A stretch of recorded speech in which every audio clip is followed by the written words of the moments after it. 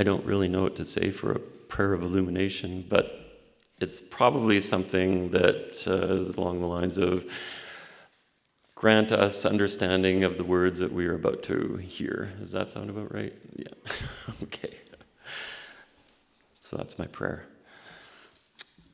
So the reading today is, the New Testament reading, that is from Luke chapter 18, verses 9 to 14, more popularly known as the parable of the Pharisee and the tax collector. To some who were confident of their own righteousness and looked down on everyone else, Jesus told this parable. 2 men went up to the temple to pray. One a Pharisee and the other a tax collector. The Pharisee stood by himself and prayed, God, I thank you that I am not like other people, robbers, evildoers, adulterers, or even like this tax collector. I fast twice a week, and I give 1/10 of all I get. But the tax collector stood at a distance. He would not even look up to heaven, but beat his breast and said, God, have mercy on me, a sinner. I tell you that this man, rather than the other, went home justified before God. For all those who exalt themselves will be humbled, and those who humble themselves will be exalted.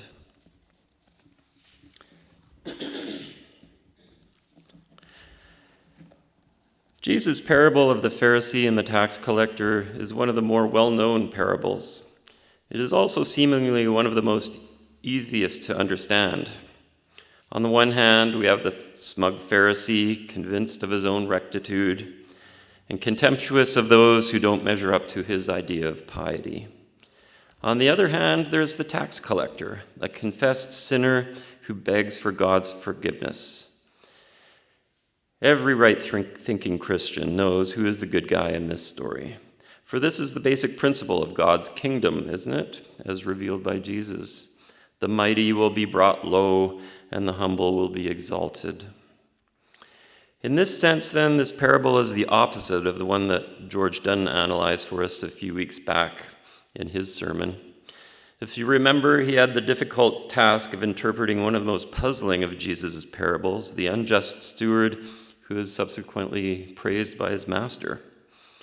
I, by contrast, only have to interpret the meaning of a parable that is widely regarded as one of the most easily understood. So you'd think that'd make my job easier. But if you did, you'd be wrong. I could easily tell you the meaning as being Pharisee good, tax collector bad, and then just repeat some variations of that theme and conclude with how we should all emulate the behavior of the tax collector, humbly praying to God for forgiveness, and despise that of the Pharisee, proudly praying to God in thanks. But wouldn't that be boring? What I'd like to do instead is look at this parable from a fresh perspective, for that is what parables were originally intended to do, to provide us with a fresh perspective on a familiar situation. That is certainly what Jesus is doing in this parable, showing how the most despised person in Jewish society, the tax collector, is more justified in God's eyes than the pious Pharisee, and precisely due to the respective humility and pride before God. This would have been somewhat shocking to Jesus' audience. It would have completely inverted their sense of right and wrong, for that is the purpose of the parable, to make us think. To make us think, though, not by telling us what is right and wrong, but by simply presenting a situation and then allowing us to figure out what is right and wrong. Plutarch once wrote, "The mind is not a vessel to be filled, but a fire to be kindled." Telling people what is right and wrong fills their mind with facts. Presenting a parable in which people need to figure out what is right and wrong, by contrast, kindles the fire of inquiry. Some things cannot be taught, but can only be learned, and parables are, in a sense, the teachers of this unteachable learning. In order for this parable to perform its proper pedagogical function, though, we need to understand why it would have been so shocking and difficult to understand for Jesus' audience. For if we aren't startled by its message too, we're probably not learning anything new. One way to reinterpret this parable is to give it greater meaning, is to look more closely at its literary context and the function it performs in the text. The parable of the Pharisee and the tax collector brings to a close Luke's use of his distinctive materials in the journey section before turning to stories also related by Mark. This parable is also often grouped with the previous parable on the widow and the unjust judge. In that parable, a widow seeking justice in a case she is brought before the courts beseeches a judge who neither feared God nor respected people. The judge initially refuses to hear her case, but because she is so persistent and annoying, he decides to render a judgment just to be rid of her. Jesus then asks, if even an unjust judge can be persuaded to render justice, how much easier and quickly must God, who loves us, answer our prayers? In this sense, then, the parable of the widow of the unjust judge is the prelude to the one about the Pharisee and the tax collector. The former teaches why it is important to pray, because God answers persistent prayers, while the latter teaches how to pray, both humbly and confessing one's sin before God. Some scholars think Jesus' parable of the Pharisee and the tax collector likely originated in a Galilean proverb that went something like, better a tax collector than a Pharisee self-righteous before God. This is a proverb that even a Pharisee might have spoken, given that they were also aware of the dangers of pride. But then Jesus adds the first part of verse 14. I tell you, this man, the tax collector, went down to his home justified rather than the other. This is followed by a second part of the verse. For all who exalt themselves will be humbled, but all who humble themselves will be exalted. Scholars are divided as to whether this last phrase was said by Jesus himself or as an editorial comment added by Luke, as is verse 9 of the chapter that introduces the parable. I tend to think the former, for the essence of a good parable is not telling you exactly what to think, but getting you to think about its meaning. In either case, though, Jesus and Luke have transformed the original proverb into something no self-respecting Pharisee would ever repeat, that a lowly tax collector prays better and is more justified in God's eyes than a Pharisee. Another way in which to glean meaning from this parable is to more closely examine the background of its main characters. Tax collectors were, of course, a fairly universally despised group in ancient Israel, particularly under Roman rule. The tax collector in this parable is a particularly special case, though. In fact, he's not even truly a tax collector. Luke later describes tax collectors with the Greek term archetilones, whereas in this parable he uses the term telonis, which is more correctly translated as toll collector. The difference between a tax collector and a toll collector is significant. Tax collectors were government officials who administered poll and land taxes, so head taxes and taxes for land. As such, they had the full backing of the state and the military. Toll collectors, by contrast, were private individuals who bid on contracts issued by the government to collect tolls, fees, tariffs, and such. They would then employ people to collect these tolls and kept any surplus over and above what they were paid for the contract. Toll collecting was thus rife with corruption. Even worse, toll collectors did not necessarily have recourse to the power of the government to enforce their collection. Thus, they had to often employ other means as necessary. As such, toll collectors ranked even lower than tax collectors in the public eye. They were officially listed among the despised trades, were prohibited from joining certain Jewish societies, and could not even bear witness at trials. They were also considered beyond the reach of repentance, as they could never possibly recompense for the amount of harm they had inflicted on others. They were not, however, disallowed from visiting the temple as long as they met their religious obligations, paying the tithe being one of the most important. The toll collector of our story was likely just a lowly employee of a person who had bought the contract to collect tolls. He was quite literally then the lowest of the low. He probably only took this job out of total desperation, for poverty was rife in Israel under Roman rule, but completely despises what he has to do in order to perform his job. Now consider the Pharisee.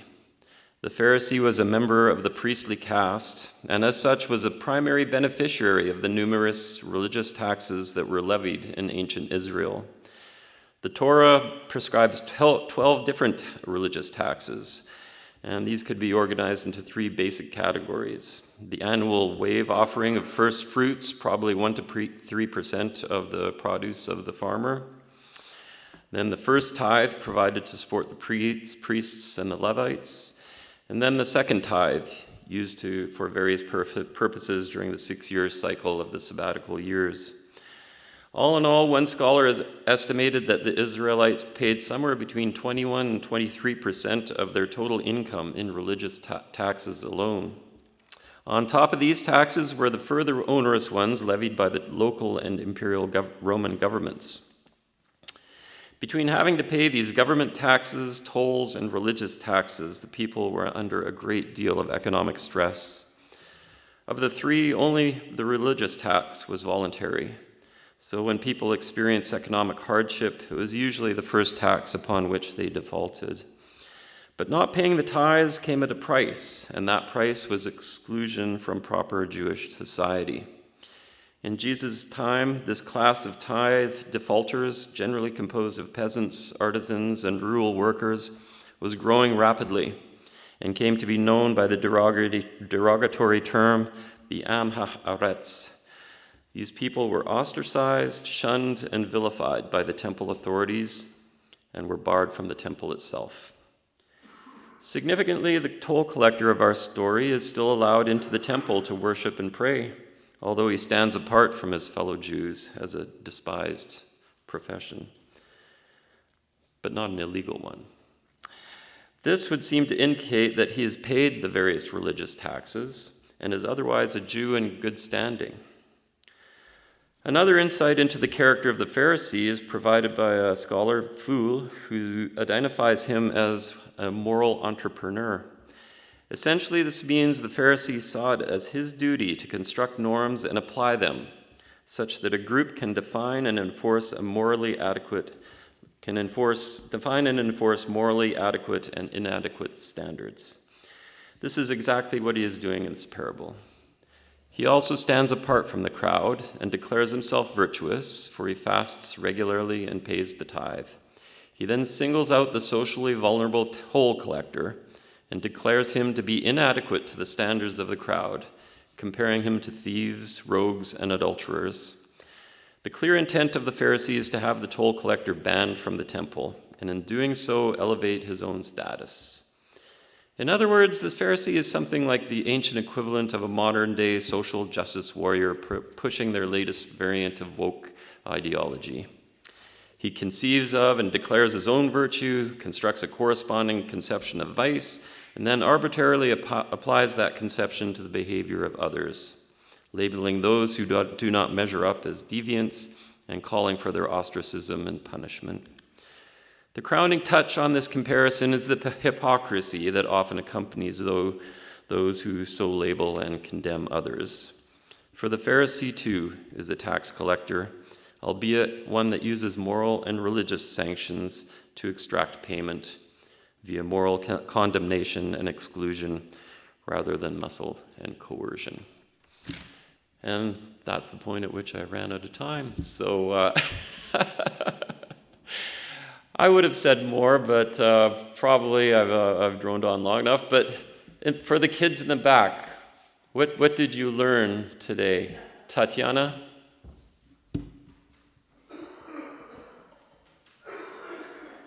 You'll have to speak up. I learned about history.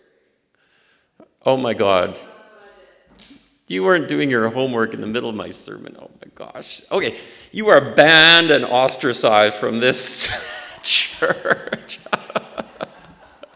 Can't believe it, my own child.